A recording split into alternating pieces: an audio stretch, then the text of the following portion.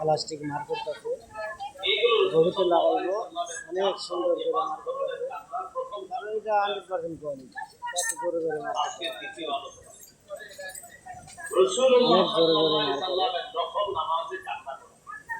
জোরে এই ব্যাপারে কিছু দৃষ্টান্ত আমরা দৃষ্টান্ত নাম্বারে হাদিসের কিতাব নাসাই এই কিতাবে 1214 নম্বর হাদিস 1214 এই হাদিসের বর্ণনাকারী মুতাররিফ রাহমাতুল্লাহ আলাইহি তার আব্বা থেকে হাদিসটা বর্ণনা করেছেন সন্তান তার পিতা থেকে عن مطرف عن أبيه قال أتيت النبي صلى الله عليه وسلم مطرف رحمة الله عليه তার পিতা থেকে বর্ণনা করেন أتيت النبي صلى الله عليه وسلم মুতাররিফ বলেন আমার আব্বা বলছে আমি আল্লাহর নবীর কাছে গেলাম বুঝেন আমার হাদিসটা মুতাররিফ তার পিতা থেকে বলেন তার পিতা বলেন আমি আল্লাহর নবীর কাছে গেলাম যাওয়ার পর আল্লাহর নবীকে দেখলাম ওয়াইসল্লি আল্লাহর নবী নামাজ পড়তেছেন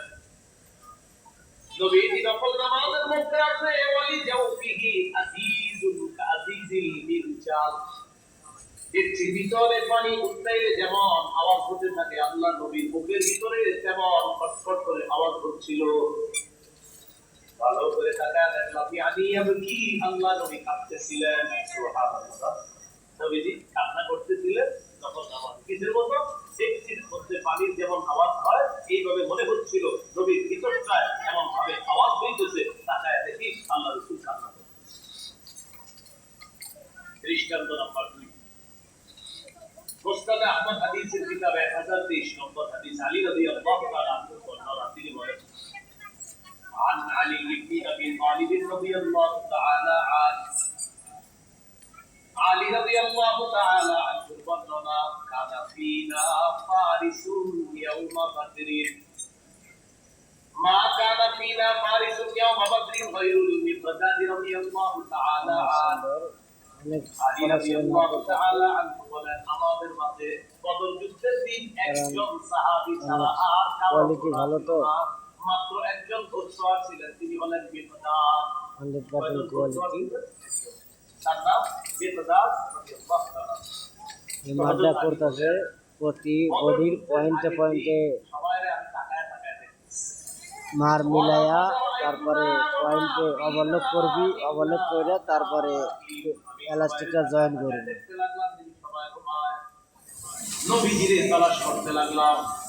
দেখি ইল্লা রাসূলুল্লাহ সাল্লাল্লাহু আলাইহি ওয়াসাল্লাম তাহতা শাজারাতিন ইউসাল্লি ওয়া ইয়াবকি